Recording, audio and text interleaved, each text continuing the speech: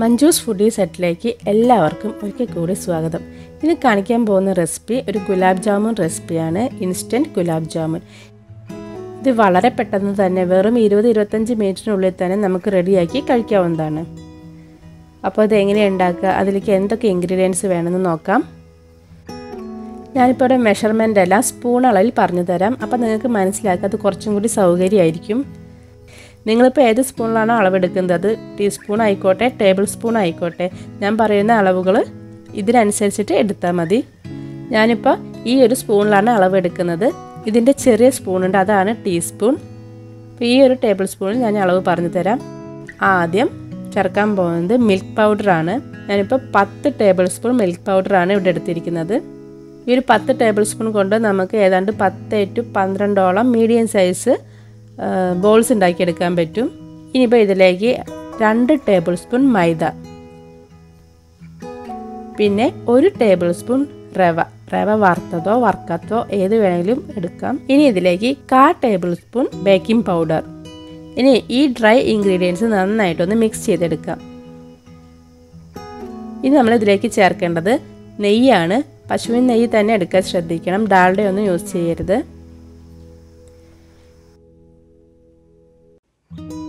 ഇനി ഇതിലേക്ക് ചേർക്കേണ്ടത് പാലാണ്. പാൽ ചേർക്കുമ്പോൾ ശ്രദ്ധിക്കണം, നമ്മളിപ്പോൾ 10 ടേബിൾ സ്പൂണാണ് മിൽക്ക് പൗഡർ എടുത്തിരിക്കുന്നത്. ഇതിലേക്ക് മാക്സിമം 5-6 ടേബിൾ സ്പൂൺ പാലിൻ്റെ ആവശ്യം മാത്രമേ ഉള്ളൂ. പിന്നെ അത് നമ്മൾ എടുക്കുന്ന മിൽക്ക് പൗഡറിൻ്റെയും മൈദയുടെയും റവയുടെ ഒക്കെ പാക്ക് മാറുന്നതിനനുസരിച്ചിട്ട് ചെറിയൊരു വ്യത്യാസം ഉണ്ടാവും. അതുകൊണ്ട് നമ്മൾ ആദ്യം തന്നെ അത് മുഴുവൻ പാലും ഇതിലേക്ക് ഒഴിക്കേണ്ട, കുറേശ്ശെയായിട്ട് ഒഴിച്ചു കൊടുത്താൽ മതി. ഞാനിപ്പോൾ ഇവിടെ 3 ടേബിൾ സ്പൂൺ പാലാണ് ആദ്യം ഒഴിക്കുന്നത്. നിങ്ങൾക്ക് ആവശ്യമുണ്ടെങ്കിൽ ബാക്കി കൂടെ ചേർത്ത് കൊടുക്കാം. പാല് റൂം ടെമ്പറേച്ചറിൽ ഉള്ളത് എടുക്കുക, തണുത്ത പാലൊന്നും എടുക്കണ്ട. ഇതിലേക്ക് അല്പം കൂടി പാലിൻ്റെ ആവശ്യമുണ്ട്. ഇനി 2 ടേബിൾ സ്പൂൺ കൂടി പാലൊഴിക്കുകയാണ്. ഇപ്പോൾ കറക്റ്റ് പാകമായിട്ടുണ്ട്. കൈ വെച്ചിട്ട് തന്നെ നമുക്കിതൊന്ന് ഇനി മിക്സാക്കി എടുക്കാം. 2-3 മിനിറ്റ് നേരം, അത്ര നേരം മാത്രം മിക്സ് ചെയ്തെടുത്താൽ മതി. ഒത്തിരി നേരം ഒന്നും മിക്സ് ചെയ്യേണ്ട ആവശ്യമില്ല.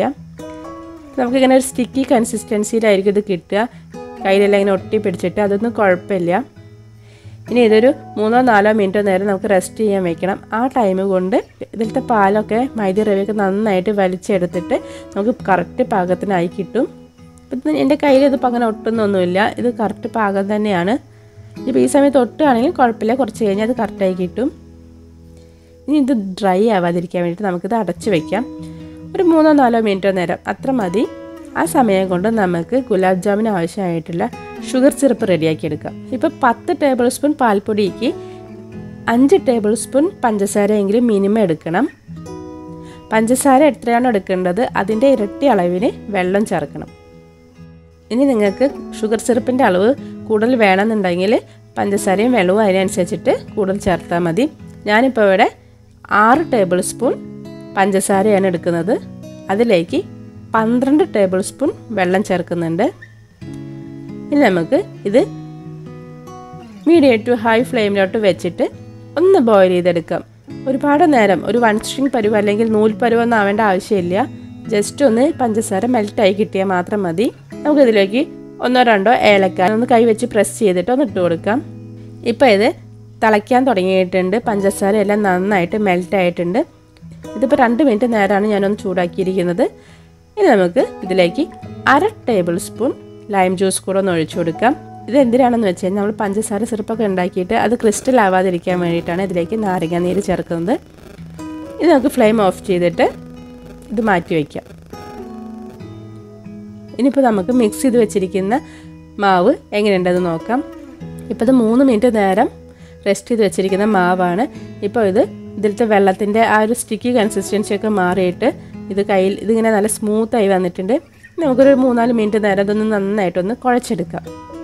ഇതുപോലെ കൈ വെച്ചിട്ട് ആ പാത്രത്തിൽ വെച്ചിട്ട് തന്നെ കുഴച്ചെടുത്താൽ മതി.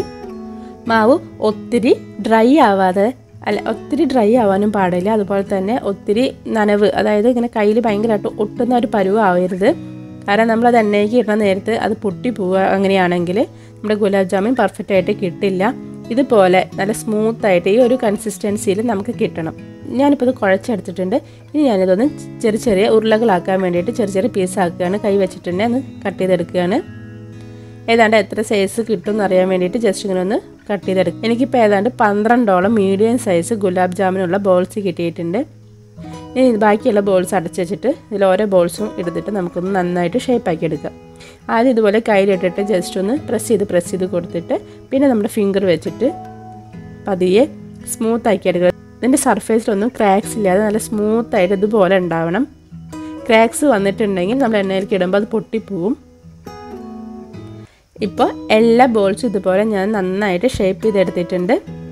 ഇനി നമുക്കിത് ഫ്രൈ ചെയ്തെടുക്കണം. അതിന് വേണ്ടിയിട്ട് ഒരു പാനിൽ ആവശ്യത്തിനുള്ള എണ്ണ ഒഴിക്കുക. വെളിച്ചെണ്ണ എടുക്കണ്ട, നമുക്ക് ഏതെങ്കിലും വേറെ ഓയിൽസ് എടുക്കാം. അതായത് വെജിറ്റബിൾ ഓയിൽ ഏതെങ്കിലും എടുത്താൽ മതി. കാരണം നമ്മൾ ഈ വെളിച്ചെണ്ണയുടെ ടേസ്റ്റ് അല്ല ഗുലാബ് ജാമുൻ ഉണ്ടാവുക.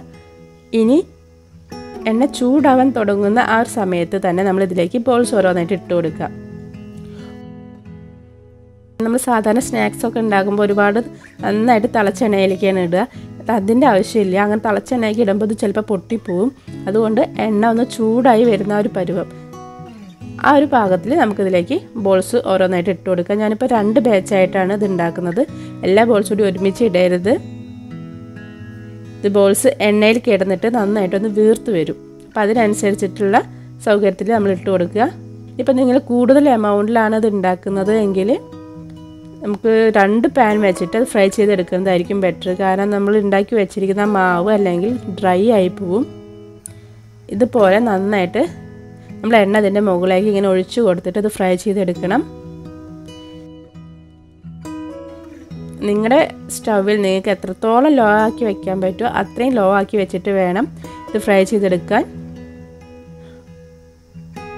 ഒരു 3-4 മിനിറ്റ് നേരം നമുക്കിതൊന്ന് ഫ്രൈ ആയി വരാൻ സമയമെടുക്കും.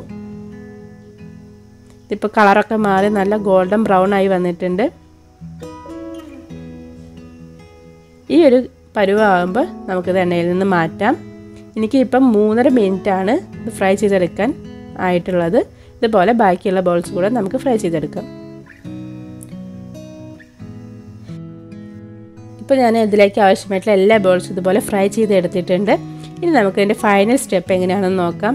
അതിന് വേണ്ടിയിട്ട് നമ്മൾ നേരത്തെ ഉണ്ടാക്കി വെച്ചിരിക്കുന്ന ഷുഗർ സിറപ്പിലേക്ക് ഈ ബോൾസ് എല്ലാം ഇട്ട് കൊടുക്കാം. ഇനി ഇത് മീഡിയം ഫ്ലെയിമിലോട്ട് വെച്ചിട്ട് ഒന്ന് ചൂടാക്കിയെടുക്കണം. ഒരുപാട് നേരം ഒന്നും ചൂടാക്കേണ്ട. 1 to 2 മിനിറ്റ് അതിനുള്ളിൽ തന്നെ ഈ ഷുഗർ സിറപ്പ് ഒന്ന് തിളയ്ക്കാൻ തുടങ്ങും. ആ ഒരു പാകമാകുമ്പോൾ നമുക്കിത് ഓഫ് ചെയ്യാം. ഇങ്ങനെ ചെയ്യുന്നത് എന്തിനാണെന്ന് വെച്ച് കഴിഞ്ഞാൽ നമുക്ക് പെട്ടെന്ന് തന്നെ ഇത് കഴിക്കാൻ വേണ്ടിയിട്ടാണ്. ഇങ്ങനെ ചെയ്യുമ്പോൾ ഈ ബോൾസിനുള്ളിലേക്കെല്ലാം ഷുഗർ സിറപ്പെല്ലാം നന്നായിട്ട് കയറി ഭയങ്കര സോഫ്റ്റായി നല്ല ജ്യൂസി ആയിട്ട് കിട്ടും. അതല്ലാന്നുണ്ടെങ്കിൽ നമുക്ക് 3-4 മണിക്കൂറെങ്കിലും മിനിമം ഇത് റെസ്റ്റ് ചെയ്യാൻ വെക്കണമെങ്കിൽ മാത്രമേ അതിൻ്റെ ഉള്ളിലേക്കെല്ലാം സിറപ്പ് കയറുള്ളൂ. ഇപ്പോൾ നമ്മുടെ ഗുലാബ് ജാമിൻ്റെ ഉള്ളിലേക്കൊക്കെ ഷുഗർ സിറപ്പ് കയറി നല്ല സോഫ്റ്റായി വന്നിട്ടുണ്ട്. ഇത് തിളച്ച് വരാൻ തുടങ്ങിയിട്ടുണ്ട്. ഈ ഒരു പരുവാകുമ്പോൾ നമുക്ക് ഓഫ് ചെയ്യാം. ഒരുപാട് നേരം നമ്മളിത് ഇങ്ങനെ തിളപ്പിക്കരുത്. ഷുഗർ സിറപ്പെല്ലാം കട്ട പിടിച്ച മാതിരിയാവും. ഇപ്പോൾ നമുക്കിതൊരു സെർവിങ് ബൗളിലേക്ക് മാറ്റാം. ചൂടാറി കഴിഞ്ഞാൽ നമുക്കിത് കഴിക്കാവുന്നതാണ്. നമ്മൾ ഗുലാബ് ജാമുനൊക്കെ നന്നായിട്ട് ഷുഗറൊക്കെ വലിച്ചെടുത്തിട്ട് നല്ല സോഫ്റ്റായി വന്നിട്ടുണ്ട്. അപ്പോൾ എല്ലാവർക്കും വീട്ടിൽ ഇനി ഇത് ട്രൈ ചെയ്യാമല്ലോ. അപ്പോൾ ഇന്നത്തെ വീഡിയോ എല്ലാവർക്കും ഇഷ്ടപ്പെട്ടിട്ടുണ്ടാവും എന്ന് വിചാരിക്കുന്നു. വീഡിയോ ഇഷ്ടപ്പെടുകയാണെങ്കിൽ നിങ്ങൾ ഫ്രണ്ട്സിനുമായിട്ട് ഷെയർ ചെയ്ത് കൊടുക്കണം. ലൈക്ക് ചെയ്യാൻ മറക്കരുത്. പിന്നെ ഇതുവരെയായിട്ട് എൻ്റെ ചാനൽ സബ്സ്ക്രൈബ് ചെയ്യാത്തവരാരെങ്കിലും ഉണ്ടെങ്കിൽ പ്ലീസ് എൻ്റെ ചാനൽ ഒന്ന് സബ്സ്ക്രൈബ് ചെയ്തേക്കണേ. അപ്പോൾ നമുക്ക് അടുത്ത ദിവസം വേറൊരു വീഡിയോയിൽ കാണാം. അതുവരെ എല്ലാവർക്കും ബൈ.